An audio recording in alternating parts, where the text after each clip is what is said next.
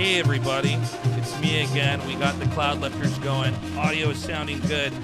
This episode of the podcast, I am interviewing a good friend of mine and co-worker, Gclef. He's a guy who's done just about everything as far as the line of work we both work in is. He's done casting in Korean. He's done casting in English. He's done live translation. He's also done a whole bunch of stuff in other different shows helping me out, and so I was really excited to talk to him here today. One quick note is we had more breaks than normal in this podcast. Basically, I record this podcast in my apartment, and I got these big curtains that block out all the sun because I'm a nerd and I don't want sunlight in my house when I'm playing games, but it makes it really hot. Korean summers get brutally hot. And as we were recording the podcast, I swear to God, 20 minutes in, I wanted to take my pants off because it was so hot, and I thought this would be the first interview I've done where I start taking my clothes off in it. Instead, we went for a break, but it just got so hot in here. As this goes on, basically we do the podcast and we take a break, then we come, we cool off, get some AC on here, we turn it off because we can't have the fans and the AC going. Otherwise, it interferes with the audio equipment. I think you guys will get the idea. Real quick here, if you love me, if you love us at the Tasteless Podcast, please support us at patreon.com/Tasteless Podcast. And without further ado, let's go into episode 5 with Gclef. Gclef, welcome to the show. Hello. It's good to have you on here, man.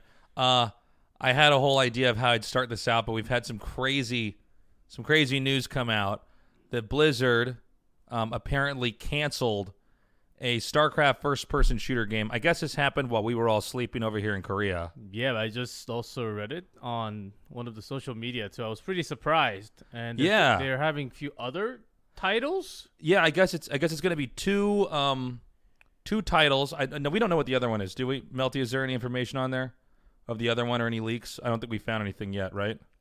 No. So, what's weird about it is that there was actually StarCraft Ghost a long time ago was being made. Which one is that? StarCraft Ghost was coming out. I actually saw that in person in the Worldwide Invitational in France. You know, Blizzard used to have not just BlizzCon, but they had this it would be in Korea or it'd be in Europe or somewhere else. And I think that was possibly going to be on Xbox One.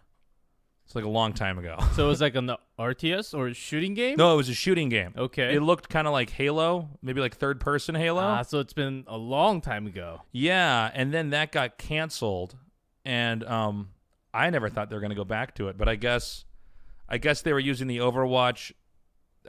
From what the article says, we don't know for sure, but from what's been leaked, they were using the Overwatch engine and trying to make something like a Call of Duty StarCraft shooting game, but I guess that's been scrapped. I guess this was going on for 2 years. That's a shocking news. And didn't they also mention some other titles on it with Overwatch and Diablo 4, right? Diablo 4 was actually the one that caught my eyes. Yeah, but here's what's weird about this. I'm not clear if Blizzard ever directly said they were making Diablo 4. That was leaked after the Diablo Immortal cell phone announcement debacle where the developers were booed on stage, and somehow it ended up getting leaked out they were working on a second Diablo game, which supposedly was going to be, it was going to be 3D, so not like looking like I guess the traditional older not Blizzard from games. like the bird's eye angle. Bird's eye angle, yeah, or I guess Koreans call it observer angle or whatever. But it was going to probably look maybe possibly like Dark Souls. Like first person.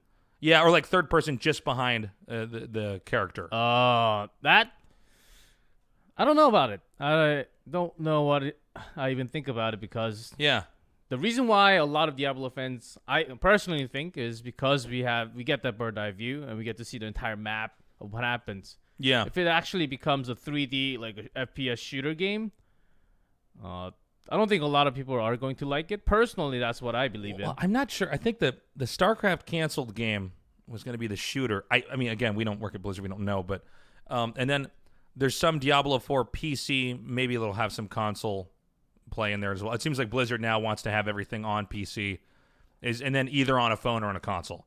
Doesn't seem like anything's going to be pure PC from here on out. But I guess all of these people that were working on this apparent Starcraft FPS game, and then whatever else they were working on, have been moved now to have more work done on Overwatch, and apparently this Diablo 4 game. Do you have any instant reaction on that? I'm a big Diablo fan. Right after StarCraft #1, long time ago, that was like the first RTS game that I actually got hooked into, real PC game. And then right after it was Diablo, which hit Korea really big. Everyone from the PC bang, everyone was playing Diablo, either Diablo or StarCraft. That was just it. Like that's super early 2000, 2001 up to 2002-ish. And I left the US after that, so I don't know what happened. But still, it was one of the best games. I would still say Diablo 2, I had the most enjoyable moment when I had those like Jordan rings, Wind Force, those I like getting all the items, and the bird's eye view. I think it's a key of just going around Diablo, and one of the key factors of the game. If they change the entire view of it and make it into somewhat like an FPS, I don't think I will actually play it. Really? You don't think you give it a shot? I'll give it a shot, but if it's gonna be different. Yeah. And I've tried a few other games. What's the other one called that from Activision that they came in? The Destiny Guardians. I've tried Destiny a little bit. Oh, Destiny. Yeah, Destiny Guardians, which is basically like little bit of a hyper FPS future-ish. Yeah, it's kind of like what is that like? That was made by some of the people from Bungie, right? They did kind of like Halo. I think some of the people that made Halo. It looks really similar. And I bought it and then ended up playing less than 20 hours on it because it didn't really hook me in. Didn't gel with you. Yeah. Yeah, I wonder. It would make sense if they're going to use. And by the way, Melty was showing me a little bit ago. Apparently. There's some rumors of possibly like an Overwatch 2, or at least that's what it's been nicknamed, or something that might have a large PvE environment, and this would be comparable to Left 4 Dead, which Valve made. I know we've talked about this on other podcasts, kind of companies copying each other, and similarities growing, I guess, within the tech industry in general. How Twitch kind of looks a little bit more like a social media platform now. How Facebook is doing more streaming. We're seeing a little bit of that in the gaming industry. It would sort of make sense, though, that Blizzard would be trying to take advantage of the Overwatch engine to do a lot of other stuff because, I mean, they sort of did this with Heroes of the Storm. And by the way, I want us to talk about Heroes of the Storm a little bit later on. Sure. I know a lot of people are tuning in to hear that. I just wanted to get some instant takes on this news that we had here and catch up with you specifically more. But, Heroes of the Storm was built off of the StarCraft 2 engine. Yes. So I guess on some level, this is not too much of a shock that they would have some kind of a three-dimensional game engine where they're trying to make all their games inside of. With the Overwatch engine, which looks totally different from StarCraft. Yeah, so I guess this is their new engine for. This is the launch point for all other games that are going to be 3D. I guess, yeah. That's interesting. I have been seeing just because Overwatch just opened up their. You can like customize all the games now and make up new custom source of games and have like create some new modes and then let all the people play it. And some of them actually looked really, really cool. Didn't really give it a try too much. But if they use the same engine and have all these different sources, it could work out. I can't really imagine what it's going to be like. So right now I have less. I'm not really having high expectations at the moment, but the end result could surprise me. Who knows? Yeah, it's going to be cool to see what happens. I guess we're going to have to wait until BlizzCon. I think because the last BlizzCon, I was at that personally, and that announcement with the Diablo Immortal was such a dumpster fire. Just a PR nightmare. I think they're going to have to try to come back with some kind of a win here or some kind of a big announcement to try to redeem themselves. Otherwise, they're going to be in a pretty tough spot. If I could just shift gears here real quick. I always find it interesting how people manage to get into esports because there isn't really a path in. Now, I know that there's I don't know how much you know about this, but do you know about these esports programs at universities? Like classes? Yeah. Or majors? Yeah, did you know about this? Esports major. Yeah, I'm serious. I've heard like few countries are actually trying like different stuff in the school. Who the fuck's teaching that? You. No. I have no idea who's doing that. I know they have esports programs at schools. By the way, I'm for this. I just don't even know who's there. Nobody I know who's prominent in the industry is lecturing at these or anything like that. But there's apparently I know that there's varsity stuff for teams and scholarships, but there's apparently schools and lectures you can get on this. But what I was trying to get at is like for someone like you and me, and probably for most people who work in the industry, no path on how to get to where we are. It's kind of an odd job. Requires a bunch of odd skill sets that range from being antisocial enough to stay in all day to yes, to play games, to being since you've done casting and live translation, social enough also to stand in front of an audience and speak, and then all the other weird skill sets in between, being stubborn enough to not finish school or to not give up at grinding at a game that at the time when you were playing probably you were almost certain did not matter and would not help you in the long run in life. So what is your story? How on earth did you get to where you are? Because out of all the people I've worked with and I've had on this show, you have the most diverse talent background. I've worked on you where you're helping to just run the entire show itself. You've done casting before. Mm-hmm. I've seen you do live translations. I've seen you do everything. So how does someone like you get to where you are? First, you need to like games. Well, yeah. I liked games. I played games all my life since elementary school. Starting from Starcraft, Rainbow Six, Diablo, lots of RPGs, lots of rhythm games, lots of competitive games in the middle. What rhythm games did you play? Were a lot like. Did you play Beatmania? Yes. Yeah, dude. Ago. Yes. Fuck yeah. High five. High five. I can't reach you, but high five. Sweaty, nasty high five. Yeah, man, that game was the best. Did you do 5 key or 7 key? 5 key and 7 key. Oh shit. Okay. I'm pretty good. I've never met people who've actually played that game. I even went to arcades to actually have the hardcore way, and then even have the disc on the side and the foot stomp, and there are lots of machines easy for to it. DJ. Yeah, my brother's like easy to DJ and Beatmania too. Day 9, my brother, he's like grandmaster at Beatmania or whatever you want to call, whatever the term is. Really, he can do like both 7 keys on each hand, and then the 2 turntables. He can do the whole thing. That's next. Yeah. I can't do that. That's next level. By the way, real quick here, esports programs, University of California, Irvine. Irvine. Next to Blizzard. Other ones, Robert Morris University, University of Pikeville, I believe that's how I say that. Columbia College. Garns. Oh, it's a Norwegian school. All right. I wasn't sure. It looked like it was written in Klingon. I don't know how to say that school. There's another one in Sweden. I'm so sorry. WMEIMG Academy. They're a talent agency. I know of them in the United States. So I don't know if that's as much of a school as it is. And the Tasteless podcast. And the Tasteless podcast. Yes. So anyway, so you grew up playing games. Obviously, you play games. But what is your specific story? So you were playing a ton of games. Yeah, I played tons of games throughout my life, and elementary school education started from Korea. Then I moved to US starting from middle school, and of course high school. Was that scary moving from Korea to the States because kids are assholes? No, not at first, because you know what my parents did? What? So they sent me to Florida. Near my, not near Miami. So they sent you to the weirdest state in the United States to get you broken in? Yeah. Near Sealand, Disney World, and all the beaches. Okay. And then, of course, I like USA. Yeah. There are things to play everywhere. Mickey Mouse. And go out to the shore like 5 out of 7 days. Like all the food's great. It's meat everywhere. And I can just go outside and do whatever I want. I can just play Nintendo all day long.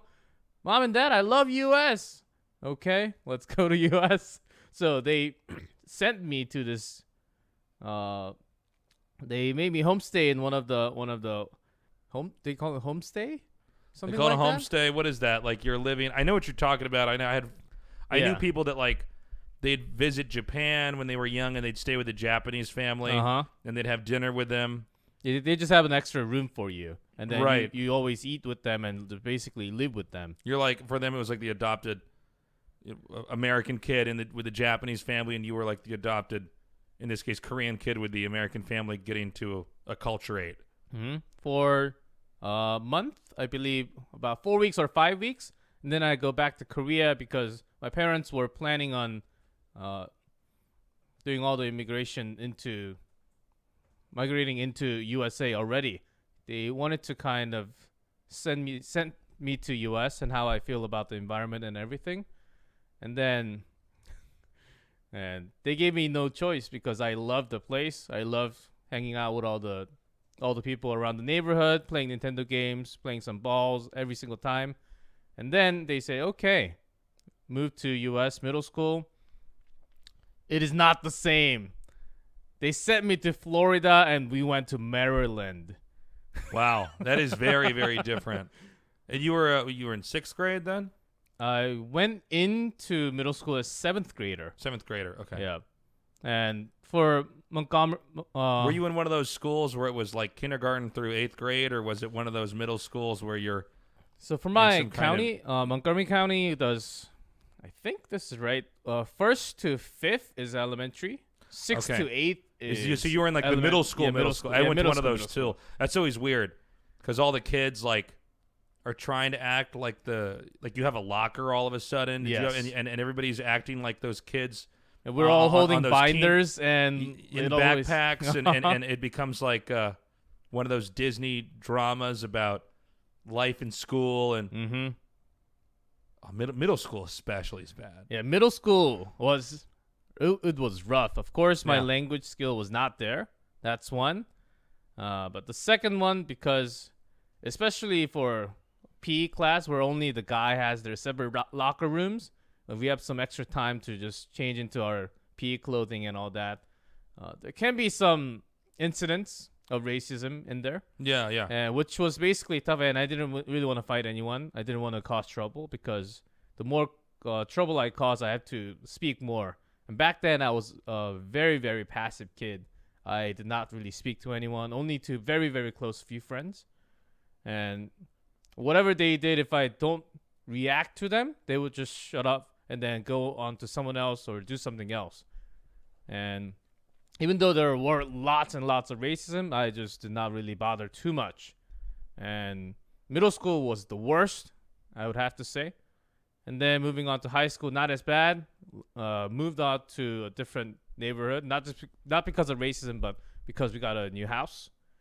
And then high school education, of course, playing a lot of PC games throughout high school. And then in the middle of that, I find this thing called GameCube. Dude, that was one of the best consoles.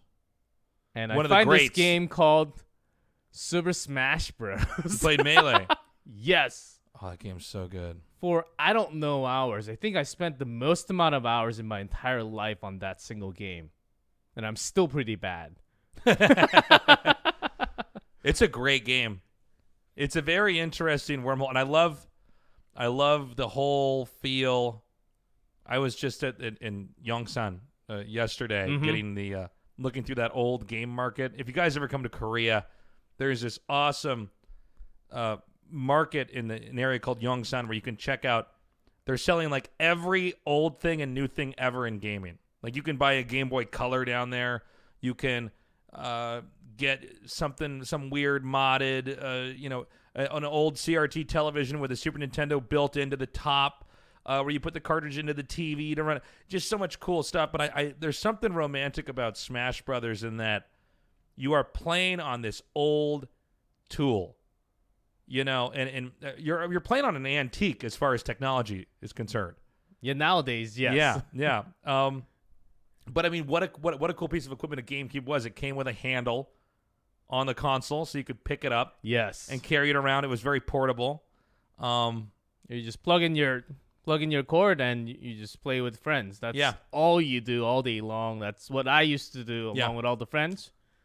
And that's, of course, only few gamer friends I'm talking about, of course. And that was basically my life throughout middle school, throughout high school.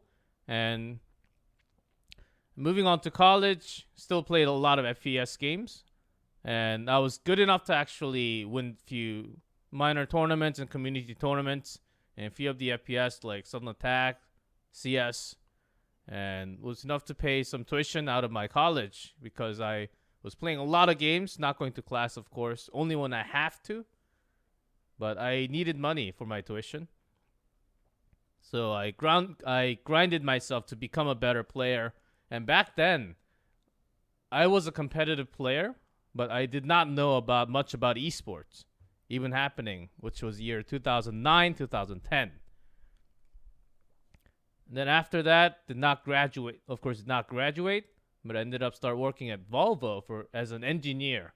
You were recruited, or you quit and then you got a job there, or I mean, what was that? You were in school? Recruited in a way. In the math building, there was like a job fair, and then I just got a little lucky on that. I guess they liked me a lot. I was a weirdo in that math building. I believe they were also having some like a pie day or something with a lot of food on the side, and just all the nerds just playing with those pies and just enjoying those pies all the time. So you were recruited at Volvo. How many years in school are you at? Sophomore, second year. Within the second year, or by the end of second year. What was your major? Math and statistics. Okay. And so you were at Volvo. I mean, that's got to be weird. Were you like one of the youngest people then in the company? Yes, and there were a few. You would be like what? Would you be 20 or no? Or maybe 20 yeah, just then? 20 or 21. Yeah, just 20 or 21, and I actually go into this big name company. Yeah, and it was one of the. So I was sitting on a cubicle, of course, working on a lot of software, hardware, putting it together and seeing what's wrong, what's right, what can we do, what can we do to make it better, for better gas mileage, basically, for all the trucks. And I did that for about less than a year. And there were some cool moments where we had to test a lot of engines. I got to see like a really big engine just blow up in front of my face. And those prototype engines cost a gazillion amount of money. Yeah. And it wasn't my fault. I'll verify that. Well, at least I think. He told me before we went live it was his fault. But Volvo might be watching this. So. No, sorry. Go ahead. No! No! The Volvo lawyers are on the phone right now. Sorry, go ahead. Please continue. Yep, and then I found myself, is sitting at cubicle all day long, going back and forth commuting for hours. Is this really a good life for me? Can I do this forever? And I said no. In like just a day of thinking within the driveway. And then I quit within the next few days after sorting out everything. And then I just went on a break. Okay, let's just chill out. It was a long, hard work. Didn't really fit me too much. I can't really work at a cubicle. It gives me a lot of stress.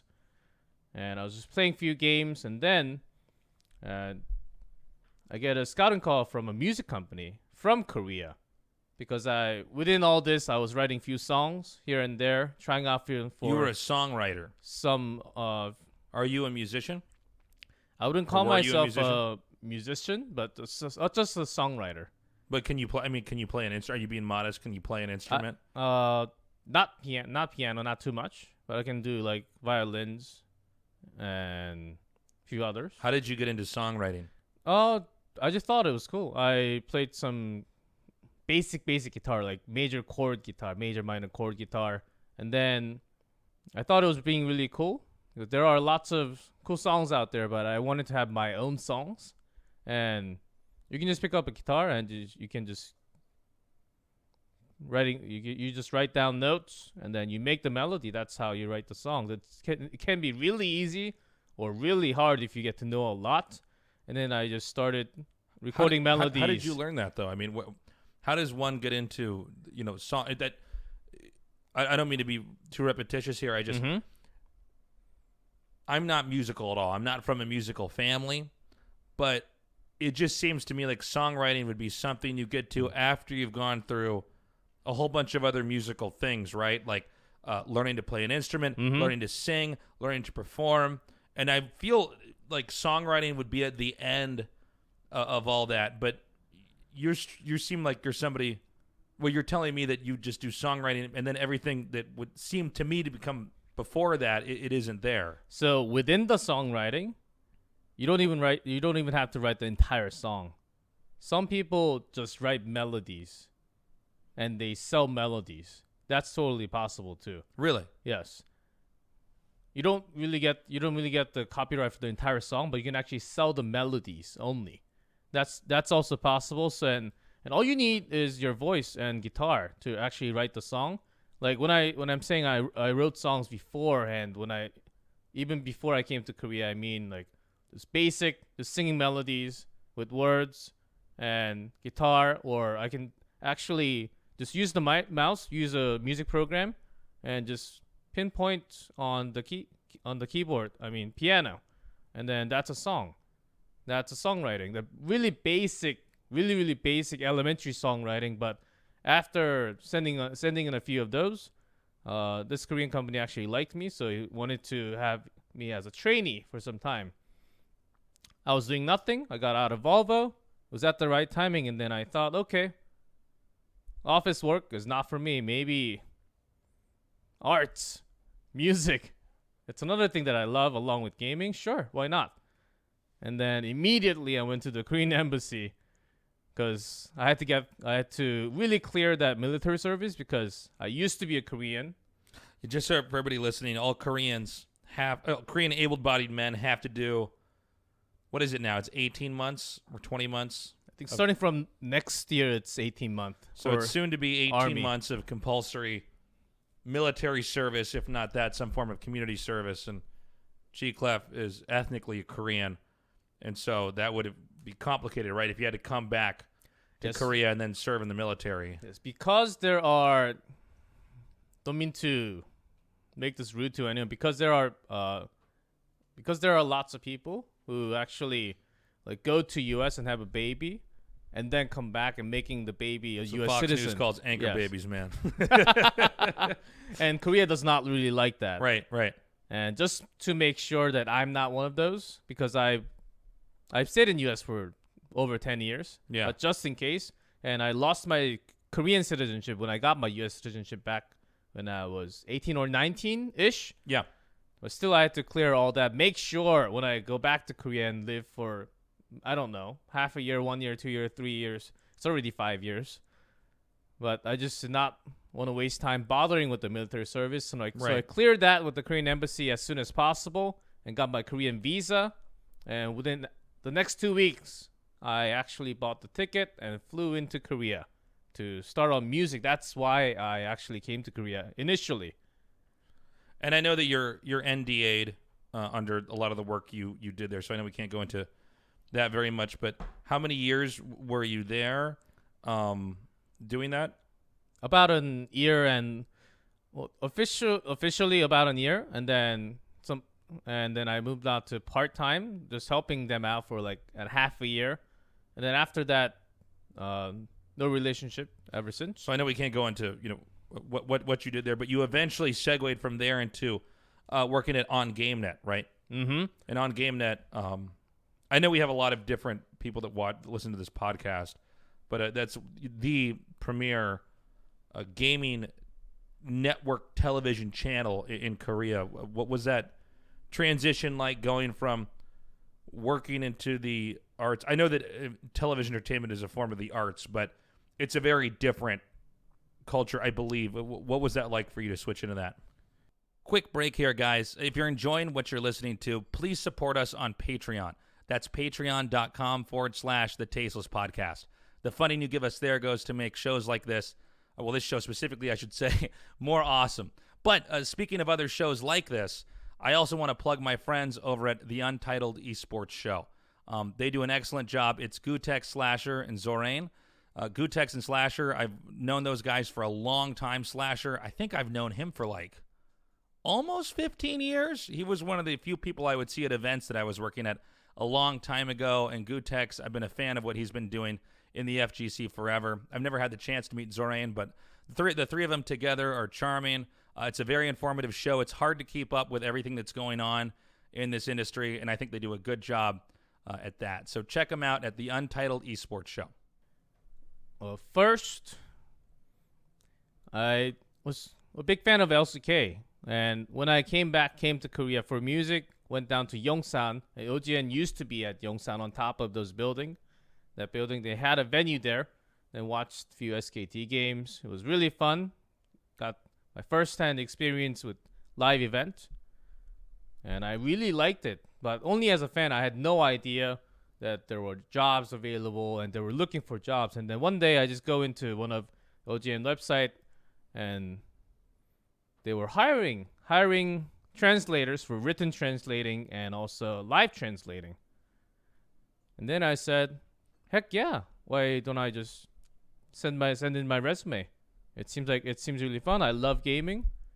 And back then when they were doing all that, I just sent my resume, not really thinking entirely that like I really want to do this 100%. It would be cool if I do it. And then in a few weeks, I received a call from OGN. Hey, let's have an interview. And then right after that, the interview went really well. She could tell that I was a hardcore gamer for a very, very, very, very long time. And then also, she made me translate on site after listening to some of the Korean cast. And she said, do you play any other games other than League of Legends and all the games that you mentioned? When she says you translated on site, was that into a microphone? Because you've done this at GSL. If you guys listen to this season at GSL, Gclef translated, I want to say like maybe half of the season of Code S, or something thereabouts? Yeah, like about 6 days. We've had several translators, but you were definitely on it right around the early middle of this season at GSL. But was that what you ended up doing when you were at OGN? Yeah, at the interview, she just turned on a video of the Korean cast and then made me translate just straight up just talk to her in English instead, so she can listen to it. So after that interview, I got a phone call in just a few weeks, and says you're gonna be working with OGN, and but few other games, and I started with Vainglory, and at the moment That's I was a mobile MOBA game. MOBA. A MOBA. Yeah, MOBA. Yeah, which is still fun. It's a great game, and really well made. Love the engine, the graphics, and the first ever broadcast that I thought I had to translate was I only had to translate for the players. OGN actually brought foreign teams for an invitational tournament. And then I thought I was doing a fine job. And then on the first day of work, they put me on camera of live interview translation because the foreign team actually won. So were you freaking the fuck out? Yes. Inside, I was flipping out. So, there were like 100 frogs inside my stomach. Yeah, this is one of the funny things I've found. So like, because just one thing about Gclef is you've casted now in Korean, in English, you've translated live on TV. So you've basically done unscripted analysis in 2 different languages. You have actually done simul translations, which is you could be working for the UN probably if you wanted to. Like you've been doing really technical stuff, but there's something about when you have to go on camera and say what is going to amount to 40 seconds of stuff that gets really weird and stressful because you only have that limited amount of time. Like you're going to translate. The translations here in Korea when they interview the winner, it's not that long. Yeah. But it's like, okay, I've got to get the next 5 sentences out perfectly, or it didn't go well. Did you have any feelings like that? The first live translation that I did with the foreign player was actually not bad because I actually played the mobile game Vainglory for weeks and weeks before to prepare. So I knew all the gaming words. And the player ended up not speaking too many words. So I was actually okay And I was the one that had to like complete the sentences because, actually, this is one of the things in esports. Players, when they're focused on their games on stage, because they can literally like get zoned or wired into the monitor or their device, they're not nervous at all. But when they go on interviews, they shake like crazy. Like they're shaking the buildings. Because they're shaking so much. Yeah, so he was basically speaking few words. So it was easy to translate, but I didn't even know that I had to be on the camera. So you were actually on camera translating? Yes. On OGN, live, went out to the TV on my first day, and I didn't even know that I had to. Which is really cool. Really, really cool. And that's literally how I started translating and how I got into esports. So you did that. Obviously, that went well. And then eventually you were casting leagues out here. How did you come about doing that? Because that's a transition that I don't think I've ever seen before, is somebody who's translating and then moved into casting. So back a few years ago for Heroes,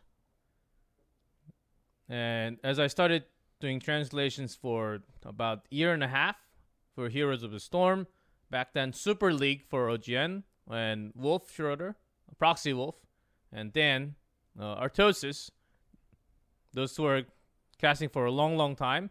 But because of some schedule conflicts happening here and there was literally no one else to fill in. And if there were other casters, and I've been translating and playing the game for a longer time than the other casters, and then I got my chance to cast because I had to fill them in just one day a season for Wolf or for Proxy Wolf or Artosis.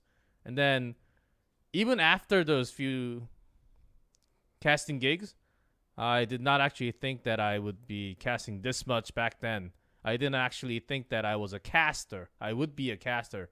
Didn't even think about that at all because after those first few, damn, I was like a puppy. What is it like in front of the mic? Yeah, that's I've talked to some people that have done this where to be catapulted onto a live show like that, where I've always thought that when you're doing a live show like this, it's kind of like trying to keep a spaceship in orbit. Like once you're in outer space, it's like, well, if this falls apart, you're just going to die. Yeah. So we just have to keep this thing going. Like we can't focus on, and that's why sometimes big delays are just a fucking nightmare. Like someone's computer crashes, you go, no, are you serious? Yes. But that's got to be, that's quite a transition to go from, these micro bytes that are obviously very important. Is what are the players thinking? You're communicating their thoughts to the viewers based off what they said. So I was really lucky. I was really lucky to actually fill them in and have the chance. And one of my first casting with Proxy Wolf actually was the finals of Power League, which was supposed to be done in 3-4 hours. Went on for 9.5 hours. My first official casting with him. No, what? Oh my god! Almost jumped out of my window. Jumped out of the window. It was only a second floor, so I wouldn't have died anyhow. Yeah, you would have just broken your legs, and then they would have pulled you back upstairs and said, "Finish the fucking cast." There are lots of issues with that final. Yeah, I've had I've had plenty of bad experiences. That's an extraordinarily bad one, but that is wow. And so whenever I start translating or casting, like something amazing in a bad way happens, and then I was just put on stage, just like you said, just catapult on stage, and things started working out for me. I was terrible at the beginning. Still, I think there are a lot of things that I need to work on, especially the language part, diction, blah, blah, blah, all that, so on. But Wolf helped me throughout the years of casting with Heroes of the Storm with him, how to have chemistry, the selecting words, what to say when. He's been helping out a lot. But to go back to your question, I think it's chances. There are chances if you love games, if you have played a lot of games, if you want to work in esports, there are chances that are given to you from time to time. sometimes you're supposed to be the one that's at least knocking on the door or slightly open the door. Yeah. But as long as you're ready, I think there are lots of open doors for esports. So for someone who's aspiring to do this, I think you make a good point where it's that, you got to not close any doors. And I think not think too conventionally. I got into this just because I got knocked out of USA finals. And I didn't have anything to do. It was going to be a 2-day tournament. I got knocked out in the first round. It was like final 12 or final 16 or whatever it was. And I'm like, okay, I don't have anything to do. I'll go ask if I can commentate with the guy that was on the stage because the guy didn't know the game that well. But there wasn't some master plan. I've joked about this before with people, but I want to keep this con going where I get to keep talking about my favorite game. I don't want to go back and have to do something I don't want to do. Mm-hmm. So, I mean, you're here now, and I think you've transitioned very well. You're doing Clash Royale and Dota 2. Is it possible for someone to stay in one game in esports, or is transitioning a necessity? From title to title, I mean. I don't think I have to answer. I'm talking to the person that doesn't have to transition into any other game. We'll see. We'll see about that. But putting me aside, I mean, in general, it seems like a lot of people have had to transition. And here, I'll actually push back on that real quick here because everybody thinks I've only casted StarCraft. I've casted like 15 different titles. I just did it was mostly odd job work, right? And I did a couple seasons of other things. I did do Heroes of the Storm. I did Heroes of the Storm at ESPN. I did World of Tanks, which everybody thought I was forced to do, and I actually just said yeah when they asked me. I did World of Tanks for like 2 or 3 seasons, but I've done other games. I mean, I've been doing StarCraft, I think, longer than anybody's been doing a one thing. But even for me, I've diversified in my casts. What is your take on that? Because and the reason why I'm asking you this specifically is, out of all the guests that have come on the show, you've had the most diverse background as far as things I've seen you doing at different shows I've worked with you on. When I see you and I'm doing a show, I don't know what you're going to be doing yet until you tell me because you've been hired for so many different roles. There were lots of different titles that I was involved in, not just in translation or casting. I was helping with the written translation in a lot of different ones. Back in even Overwatch for Apex, I had to do lots of live translations, on camera and off camera. And StarCraft last year, the entire year of KSL, which was really fun, of course, hanging out with you too. That was fun, man. We had a good time, man. And yeah, even GSL, so including StarCraft 1, 2,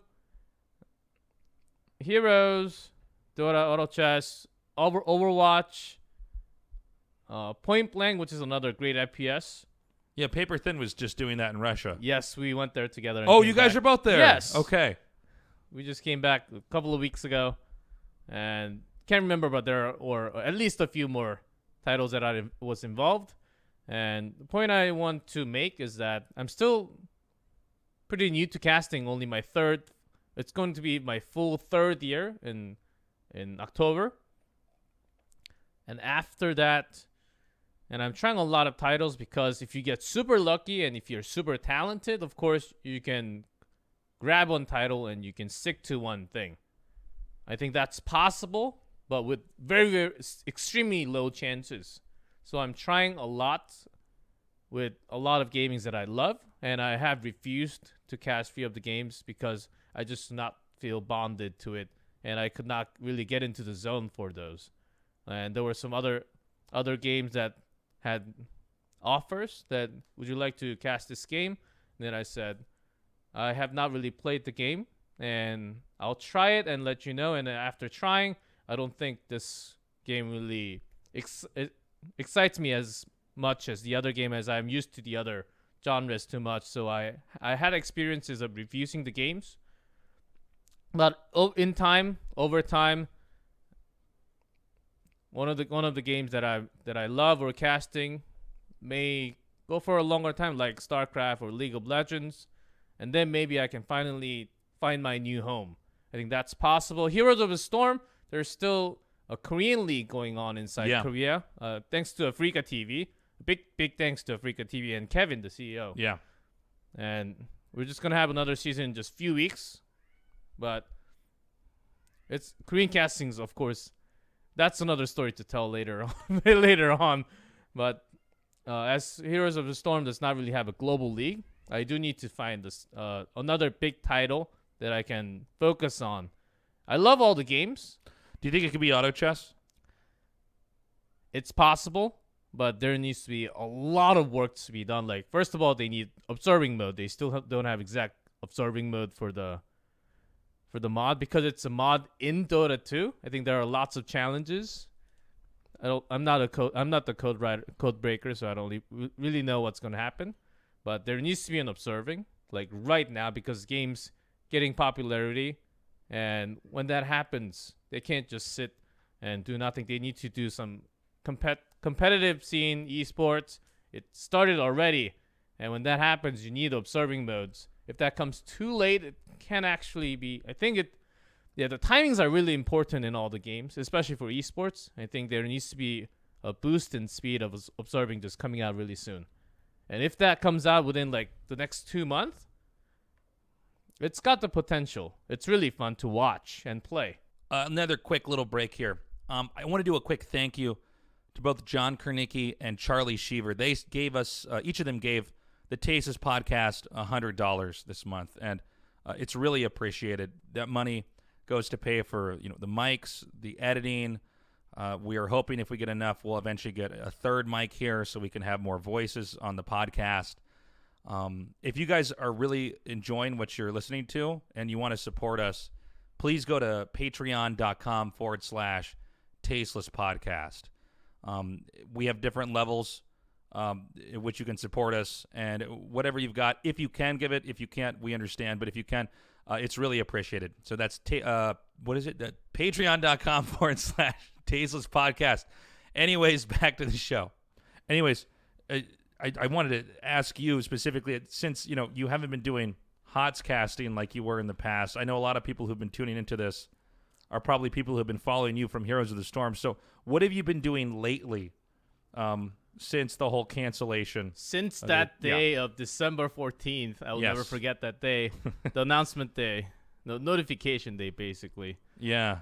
For me, because I did not get anything personal, like an email. You didn't get anybody directly contacting you? Not from directly from the headquarters or even the Korean Blizzard. That was a heartbreaking moment as I just opened up in one day in the morning. Yeah. Morning Korean time, and then I just open up. There's that big announcement, and then I just you basically read it in the paper, like yes, on the website. Everyone else. Yeah, on the website. I was one of the first ones from Korea to read it, and I was actually just chilling out in the morning, and I was actually watching Rich streaming.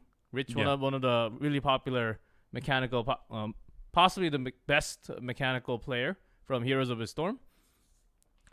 I was just tuning in and then just checking out all these things from Twitters and the website, and then suddenly around, I believe 8 a.m., 9 a.m., it just pops up, and then, wow, I just lost my words. I didn't even know what to do, and then I actually opened up my personal stream because I had no idea what I was going to do for the rest of the year and all that. That's got to be devastating. I mean, I've talked about this, I can't remember which podcast it was, but, you hear these stories, for instance, in the United States, where a factory closes down and the whole city is built around, let's say it's Ford, or, let's say they make air conditioners out there, and then it closes down and it actually collapses an entire ecosystem. I think when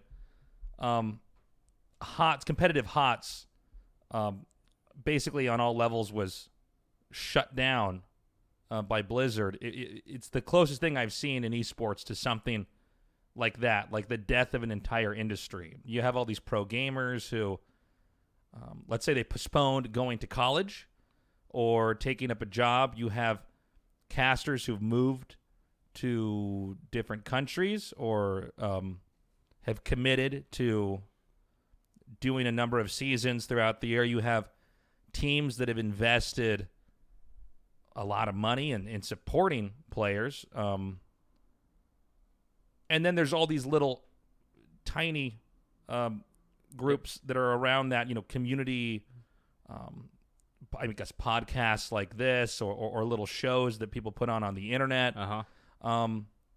And when Blizzard took that down, it was crazy to me. And what was also, I think, most shocking about it was, and just for everybody who's listening, Blizzard last year, and they've done this years before, they have what's called a summit where they bring everybody together who's an influencer, so casters or streamers or professional gamers, and they basically update them on what the next year is going to be like, because Blizzard can't operate independently, nor can someone like you or me or a professional gamer, anybody like that. So all these people come out. It's usually right before BlizzCon. I know they've had them at different times, years past earlier. And then you get filled in on what to expect next year. And I guess, and correct me if I'm wrong on this, but everybody was told otherwise, that it was going to be a full year of HOTS, of Heroes of the Storm. From Korea, I think it was a different story. Really? From NA and EU, I've heard that they actually received rosters for next year. Right.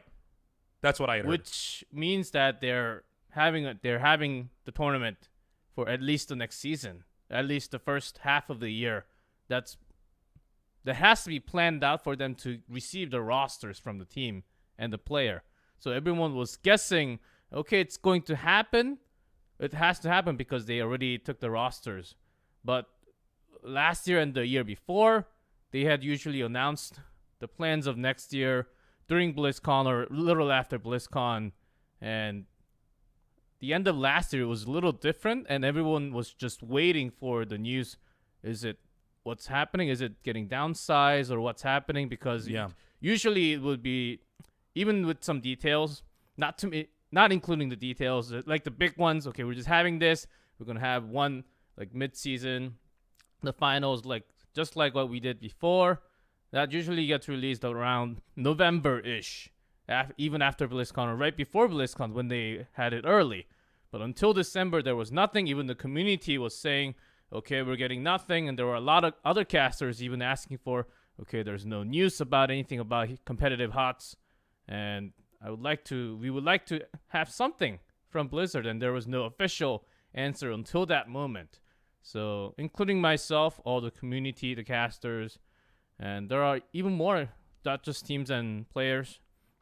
There were productions also being shocked from the news. Yeah, I don't think people realize how many individuals it takes to actually put on these shows, or especially to run these leagues. So, I mean, when you have something like that shut down, it's incredible.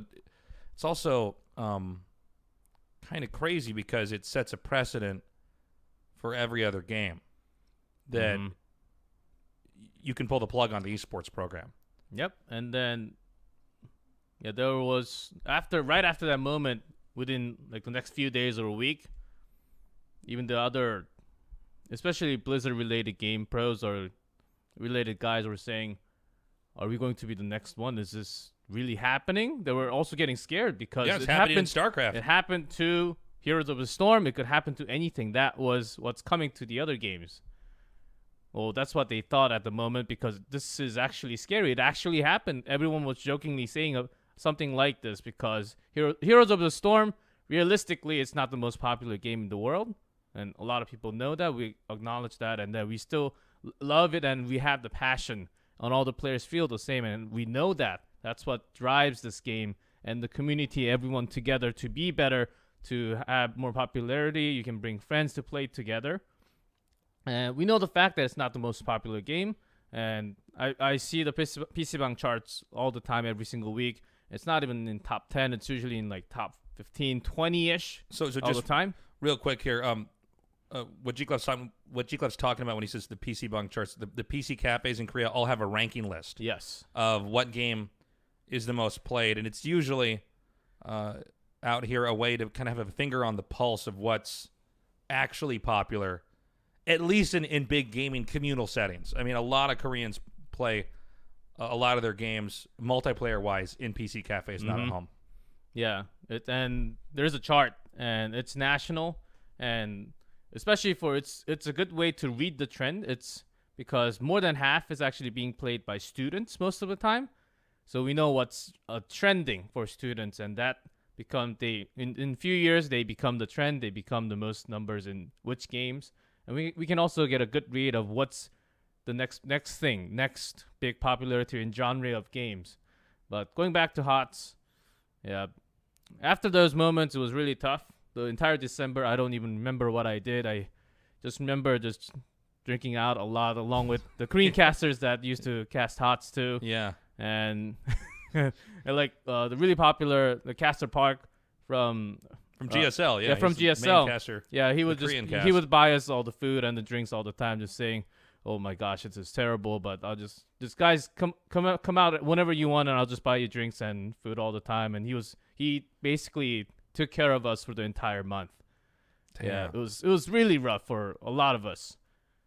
Damn it, yeah, it was so weird to see that happen, because I mean I've done some HOTS casting. I did Heroes of the Dorm for ESPN, and I did a little bit of casting at OGN, but I ended up kind of getting maxed out on how many plates I could keep spinning at that point in time, and went back more into just Starcraft 2. But I know all those people, or not all, but I don't know a huge amount of them that worked on that game. And it's crazy to see that happen, and especially when you think that, for all the money that's talked about in esports, and how big it's getting and how much it's growing, most of the people are not making that much money. People are working really hard to try to get these games off the ground, to try to promote them. And so to see people working that hard and then the plug is pulled like that is just a devastating thing. Yeah, from a major top, basically top big 5 game company, yes, in the world. Yeah, it had to be shocking for a lot of you out there too.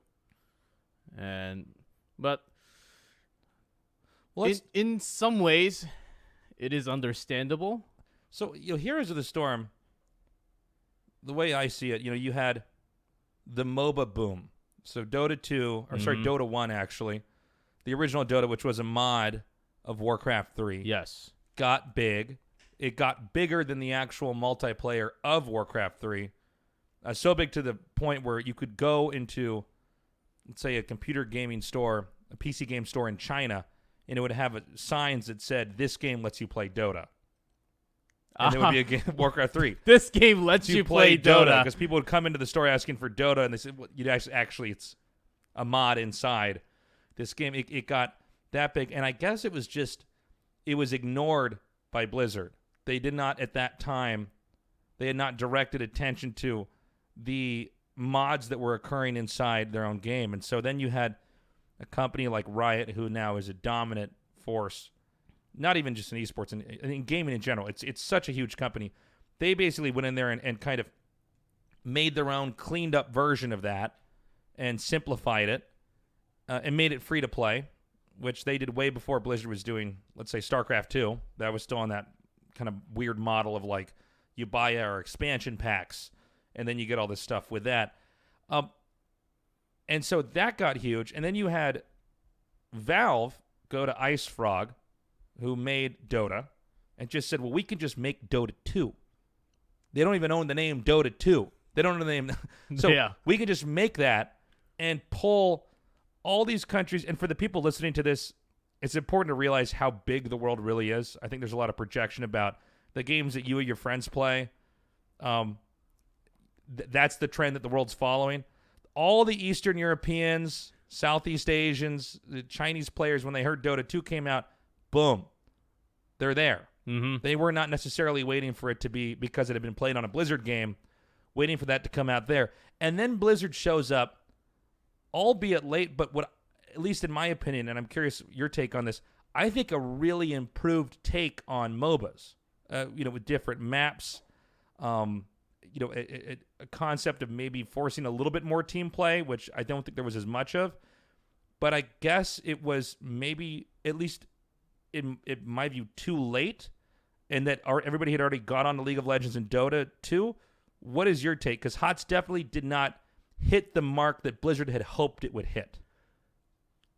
There are, in history, not just MOBA. Of course, League of Legends had the first start.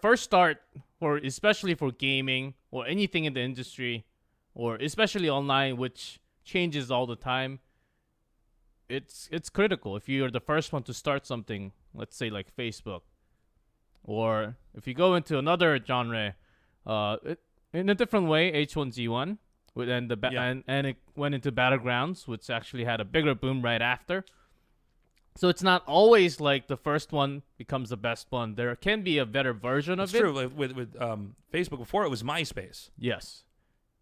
And Zanga. I had a MySpace. I'm cringing right now. Me with my emo hair back then. Yeah, that's a good point. It's not always the first one, or sometimes it's the second or the third. I guess with Battle Royales, too, it was Black Ops from Activision that did not seem to hit the mark. It was fun. I played for weeks and weeks. Oh, you really enjoyed it? Yeah, I enjoyed it, but not the Battle Royale one. Yeah, me too. Not the Black Ops, but the actual game. The actual gameplay, the team play. I love the team play from FPS, but never really got into the Battle Royale mode. There's a separate name for that. I forget. I can't remember what it is. People know what we're talking about, though. But with Heroes of the Storm, was it that it was timed too late? Was it that the gameplay mechanics were actually? Excuse me. Was it the gameplay mechanics were maybe an incorrect take on what people wanted out of a MOBA? Was it even possibly the financial model and the way that MOBAs operate? You know, if you get into a MOBA, you tend to have to invest money over time, and maybe that disincentivizes people from switching over to a new one. Okay, I still love the game. Yeah. And I do play every couple of games every day-ish. And I used to play League of Legends until Season 4, until I hit Diamonds in Season 3 and 4 back in NA. Of course, I can't get Diamond in Korea with that. But still, so I can kind of tell the differences between the two. And the biggest one is that not how you solo carry. People always talk about League of Legends, you can carry more as a solo player. Yeah, and then just carry the entire game. But League of Heroes of the Storm, you cannot as a single player, because you share the experience points with your teammate by levels. By leveling up all together, hitting the talents, which is the biggest difference, I think, with between the two games. And League of Legends has items, and instead of that, Heroes, with the level system, they have talents. Those two are the biggest difference between the two. I agree. I do agree, but we got to go into the opposite side, I think. Yeah. Not just about the solo carry. When there are five people playing the game, there has to be a person that's not as good as the other four. Or there can be the black hole within the five that can suck up everything. Yeah. And for League of Legends, even if there is one that's dying a lot, not just because there is one that can literally carry the game, it doesn't affect as much in your team, to your team.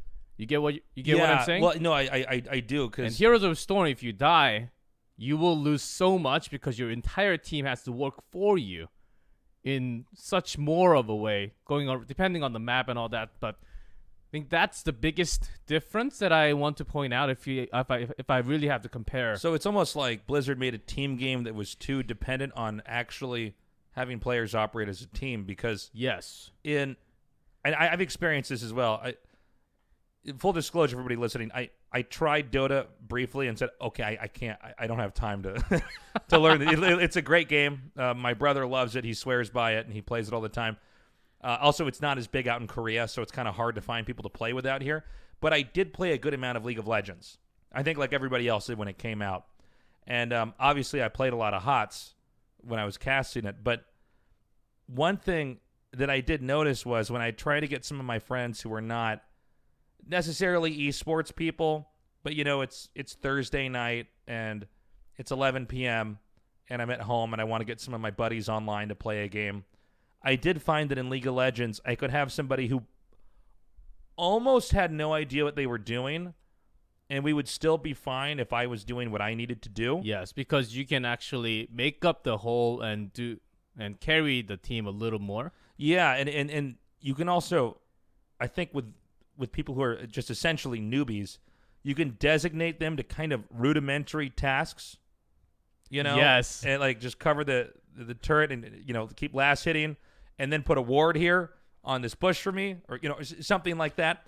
And with Heroes of the Storm, it seems to, even at mid-tier levels, it requires this degree of coordination that is awesome, but in multiplayer games, and for what most of people end up doing in these multiplayer games, it's going to be frustrating because you're dealing with people that don't speak the same language, who are toxic, who just don't know what the fuck they're doing, and other issues as well. And it seems like at times in a game like that, it's like you're trying to do synchronized swimming, and some of the people can't swim in Heroes of the Storm, at least in my experience. That's true. And you're often forced into a team fight because of some objective or a mission of a specific map.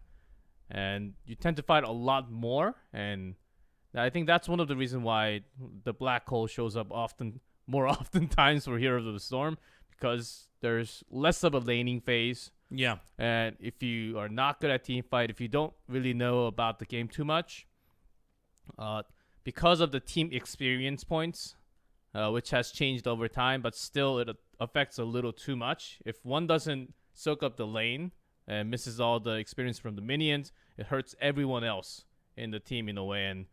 And we're always saying, oh, you should go to the top, or you should go to the top, or the other one has to go to the bottom. And so it can be, I think, in a way, for a new person to absorb what the mechanics actually are and how the fundamentals of Heroes of the Storm. It could actually be a little tougher to absorb at the beginning, and it takes a long time to actually understand the rotation and why I have to be on to the other side.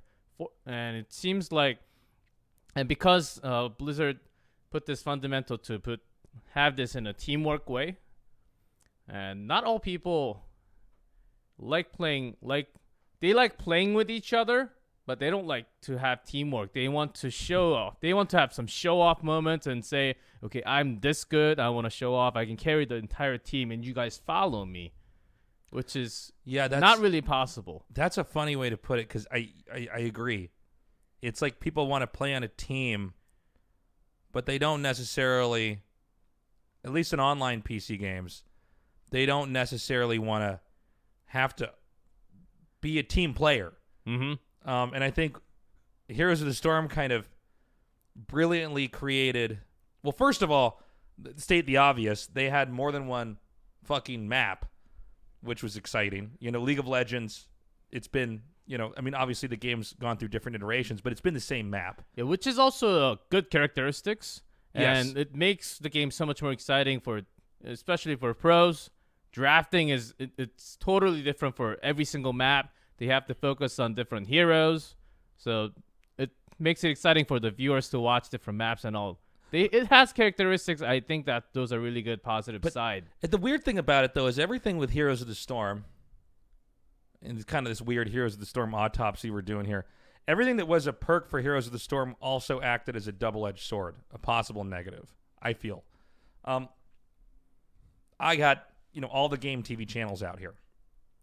When I channel flip, occasionally I'll stop, let's say on OGN. Mm-hmm. And they've got League of Legends on there. Now, I haven't played League in years. I still know the map. I can still sit down and look at the map and say, oh, okay. And I'll know what's going on for the most part. Now, one thing with Heroes is maybe with maps constantly changing, if you're not up to date with everything, maybe you can't enjoy the map as much. I guess some of that comes down to maybe commentary or explanations in between the games, which I think Blizzard was working on with Heroes as well. You have the team play component, which, you got to work as a team, but for everybody who's not on a pro team, if you're trying to queue into a random game online and do what you're supposed to do, if you don't have people that are able to coordinate, that can be very difficult. Would you agree with that? Yep, having that many maps can be challenging, especially if you're a new player coming into the game, or there are different map pools even for Quick Match and Hero League, which is not Storm League, which combined the Team League and Solo League into just one now. So you can just go in as a solo, duo, trio. It doesn't really matter anymore. And you can it's all combined. But there are different map pools. So sometimes you end up playing a lot. You end up practicing. You're supposed to practice in quick matches and then go into competitive ranked match. And then sometimes you end up with a different map that you don't really play too much. And I personally even seen players, not just in silver, gold, plat, like even towards diamond. Oh, I did not play this map in ages. And then the other guy would just ping him all the time, and it just becomes a mess if there's one player that doesn't even know how the map functions at like a platinum diamond level. So there are those moments, and you've said it yourself with the viewer experience. It can be challenging as they have to learn how the objective actually moves, what you're supposed to focus on, why the players are moving this way and that way, which is supposed to be basics. So even the commentary can't really talk about that all the time. Right. Yeah, because we expect the viewers to know that, like know the basics of the map, and the commentary is supposed to talk about the details of why players are doing what. So for the viewers, it might be a little more challenging to understand the new maps too when they come back, especially if they a lot of people like leave the game for like few months and then come back. And when they come back, it's harder to catch up. I think that's also one of the things that makes a Heroes of the Storm just a little bit more challenging than League of Legends. Now, do you think that if Heroes of the Storm had come out earlier, this might have been avoided? Because it seemed like Dota 2, even though it's Heroes is constantly, I think, compared to League of Legends, it seems like Dota 2 was the game that came in and elbowed out of the way the people that wanted a more light experience in playing. It was like, we're hardcore. This is a crazier MOBA. That might upset some League people, but I think even diehard League people can kind of get what I'm saying with that, where Dota has all these aspects that just are not in League in the same way. Do you think some of this just comes down to timing? Had we ordered this differently or it came out at a different time, it would have had more success? Yeah, actually, I've got that question a lot, even from the Korean commentators. Would this be in a total different position if Heroes came out like even like 1 year earlier or 2 years earlier, or like 1 year later in a better version of it? Back in alpha, there were a lot of concepts and less customizations and all that. Right now, it looks really good. Yeah. With all the customs and drafting system is okay. But back then in alpha, it was missing lots of functions. So it actually seemed like it was in, what do you call it before you actually launch the game? Open. I don't know. It starts at, I don't know the word for it either. I know what you're talking about. Early access days. But Blizzard was following a pattern at that time that was weird. I don't know if that was because they had suffered such an impact from the Diablo 3 launch with, I think the game servers weren't working. There was problems with the auction house. And so instant launches, it seems like they wanted to get away from. And so then you had games like Hearthstone, which like I don't think anybody knows when that even came out. Like that kind of, it was like slowly fed into, people would get keys and they start getting access to it.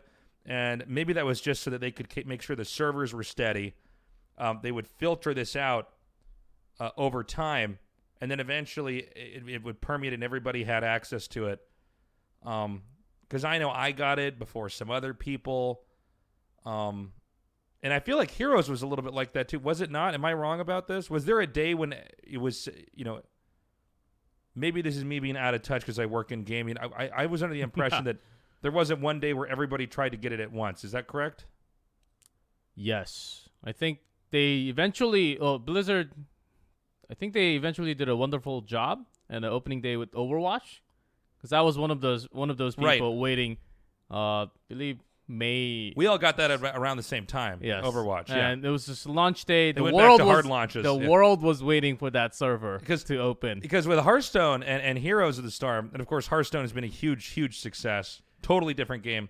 But I don't remember like the day Hearthstone came and everybody was playing at the same time. I remember kind of, I don't know. It was a very different way that it was released.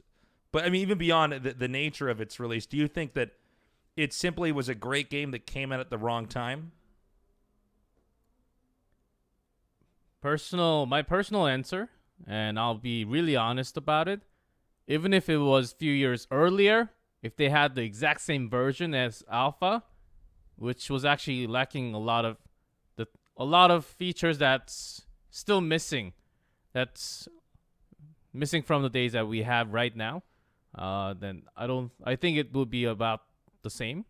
I don't think it would be like the top few super popular game, even if it came out like 1 year early, 2 years early. If it came out before League of Legends, then I don't even know what would have happened, because it's like a total different game from the Dota All-Stars from the Warcraft and also Dota 2.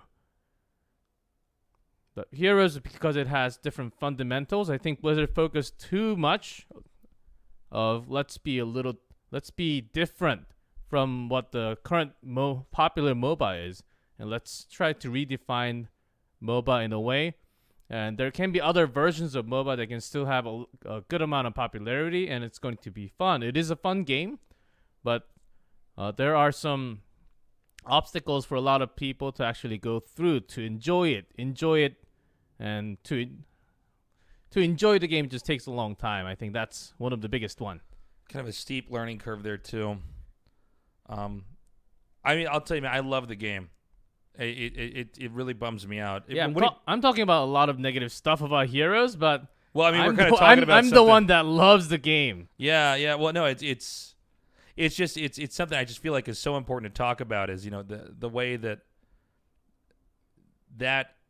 esports system operated, the kind of game it was, and when it came out, so we can try to understand what happened and why it happened, and kind of with that. And I mean, I don't mean to make this podcast too dark. There's other stuff I want to talk about as well. I just really wanted to pick your brain on this because you're kind of the guy out here to go to with Heroes.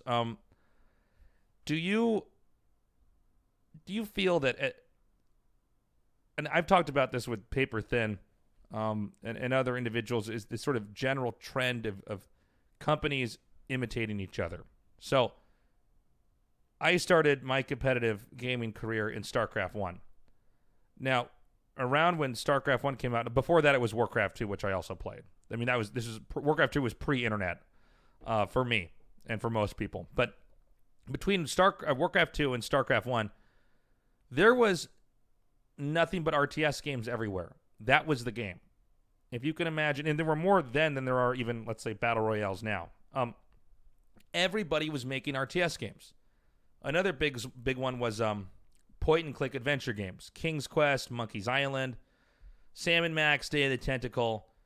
The list goes on and on and on. These were the games that were made at the time.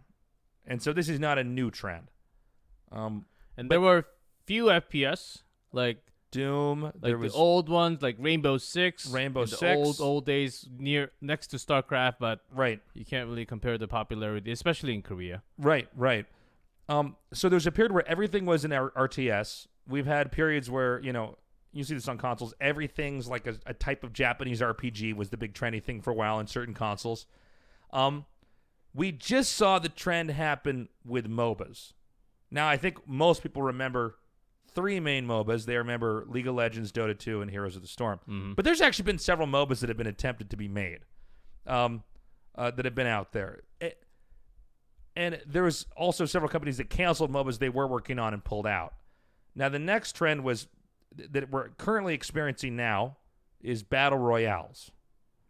Now, we've got, we started, I think, with the Armamod DayZ. Is that? Can you? I want to make sure. What is the first Battle Royale game, Melty? If you could just check that for me while we're talking about this. But I started on H1Z1. PUBG comes out. We've had several more come out. We've got Apex Legends that hit just recently. And I'm wondering, is there going to be any more MOBAs ever made? Are we done with this? Because I almost feel like if Heroes of the Storm had come out 5 years from now, when there might be fatigue from the way that MOBAs are, maybe it would have actually done better. But I feel like instead, all these companies that all have good ideas are all trying to do the same thing at the same time, and they're actually, in a weird way, mutually fucking themselves and each other over in the process. Riot Games supposedly had a card game they were working on the same time as Hearthstone was about to come out, and pulled back on that. And so I just wonder, is this, in your opinion, I guess what I'm asking is, because I'm sorry, this question is a bit rambly, is your take on this more, what's your take on all of these companies copying each other? Is this good? Is the competition good? Is there a problem in the way this affects certain genres? Because I don't know if we're going to see any more MOBAs for a long time from anybody.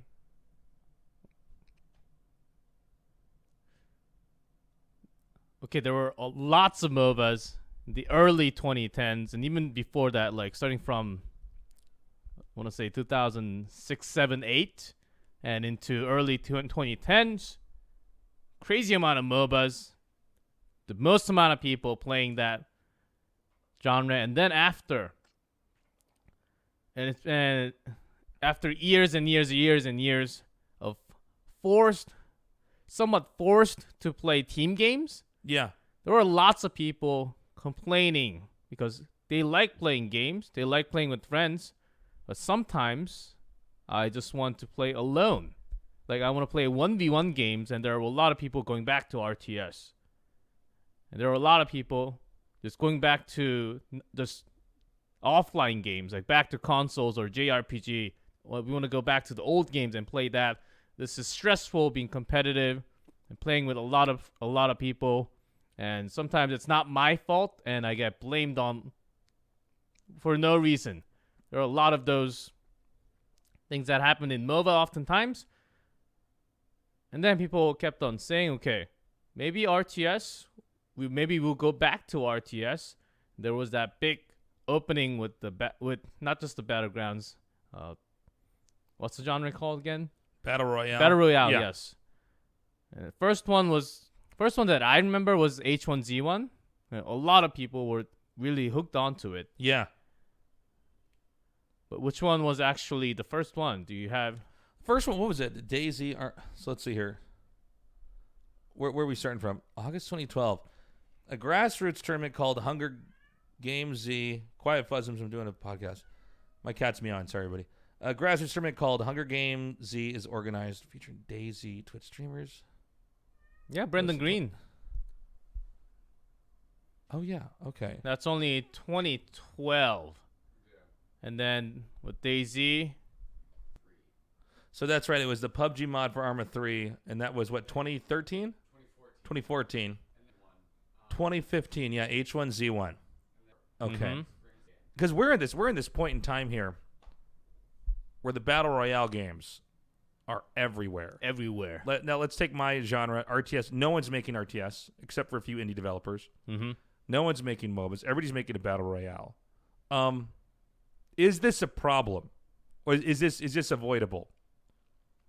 It will be a problem if all the players start running away from the genre. But for now, I think it's in a decent spot with a lot of players.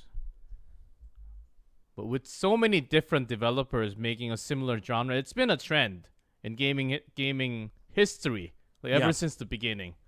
Like consoles, arcade, even from those days, JRPG, you mentioned it. And then RTS, even arcade games, the beat 'em ups, the scrolling side scrollers, platforms, yes. So there are trends in gaming, and it has to work because players feel when it's basically a different game in different every single aspect of it, it's hard to learn everything, you know. When it's similar. But if you find something better that you like that fits your characteristics, personality, I think that's the reason why developers try to have similar genre, but change some of the things out of the other games so and then have a different game. Trying to constantly like improve on each other in a way. Like you've got this take on it, but here's our twist. Interesting. Yes, like for example, PUBG has a lot of traditional classic movement from the normal FPS. Like you don't fight within the map, but when you're shooting, you can't really move too much. You got to use the trees and the vehicles and the buildings a lot to really work your angles and how you're supposed to shoot, have your recoil. But in the same genre, Apex Legends, it's basically a hyper FPS where you can use skills. You have shields, and you can like run away, and you can snipe the other ones from far, far away. You get guns from just looting out. In the same genre, it's a total different game. And depending on the game that you think that you like more, you can just keep on playing it. I think that's a big one in genre, that you can sort of copy the other and then have a better take on it, or depending on the direction. If you want the faster speed, a lot more action, you can play Apex. If you want the traditional FPS, more realistic values, PUBG is the one. So for me, I was hooked for only a few weeks for Apex, but still right after that went back to PUBG. I've heard that from a lot of people. Speaking of this whole the phenomena of everybody following a specific trend, I feel like you're one of the people that's right at the forefront of a new trend that's probably going to pick up pretty big. Now, you've been casting Dota 2, the auto chess mod. Yes, Dota auto chess. I feel like with auto chess, I know everybody. It's fun, man. So with auto chess, you are either balls deep into this game or you don't know anything about it. Can you explain to the listeners what auto chess is? Because it's not chess. I don't think I can explain. You just have to see it. You just have to play it. It's a mix in between RTS MOBA, some semi-automated MOBA, and somewhat of battle royale, because you have to be the best one out of the 8 to survive until the end, basically.